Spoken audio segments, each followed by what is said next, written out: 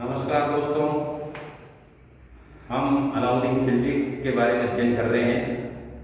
कल जो पिछली क्लास थी उसके अंदर हमने अलाउद्दीन खिलजी की जो साम्राज्यवादी नीति है, उसने जो विश्व विजय का जो सपना देखा था, उसी कड़ी में जो भारत विजय की योजना थी उसके दो अभियान थे, उत्तर भारत अभियान और दक्षिण भारत अभियान।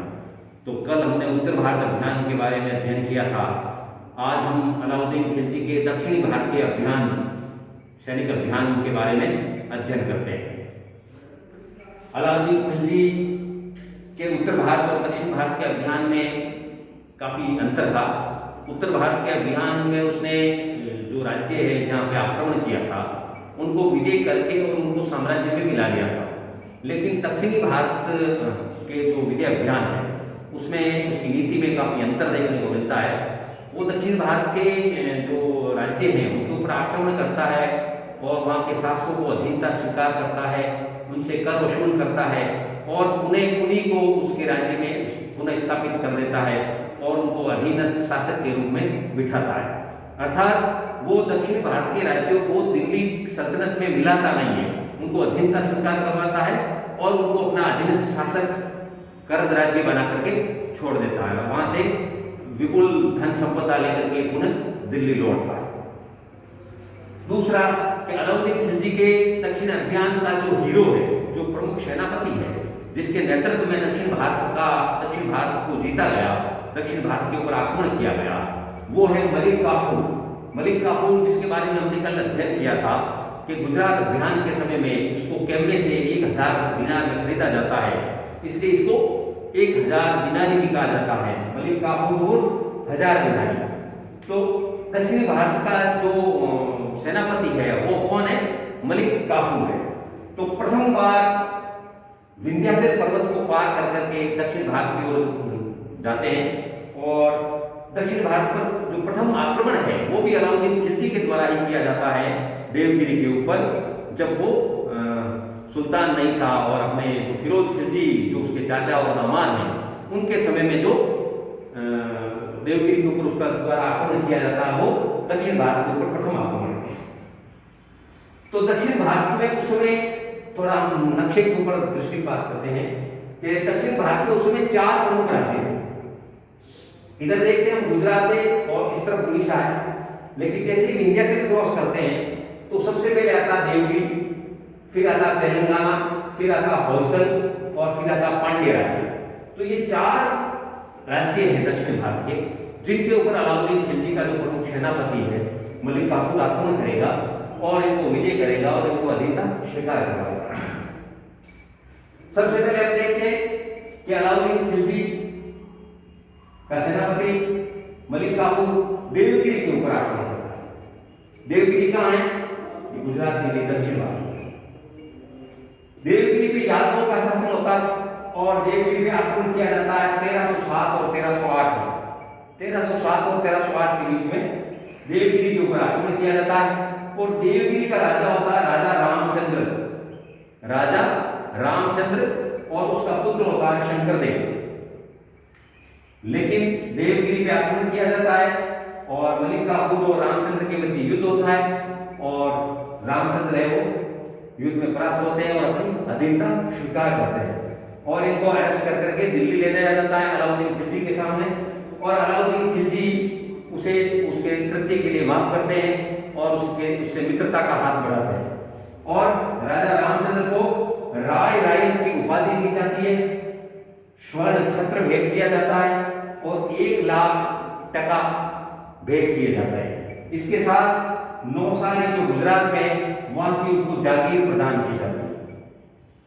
इस प्रकार हम देखते हैं कि अलाउद्दीन खिलजी एक कूटनीतिक के शासक हैं और दक्षिणी भारत में एक अपने स्थायी मित्र की खोज में वो दिख रहा है, इसलिए वो देवगिरी के जो शासक है रामचंद्र देव उसके साथ चिर स्थायी मित्रता की ओर बढ़ता हुआ हमें प्रतीत होता है और वो रामचंद्र देव को माफ करते हैं और उनको राय स्वर्ण और 1 लाख मुद्रा भेंट करके नौसारी की जागीर प्रदान करते हैं और देवगिरी के राजा रामचंद्र को अपना स्थायी मित्र बनाता प्रतीत होता है।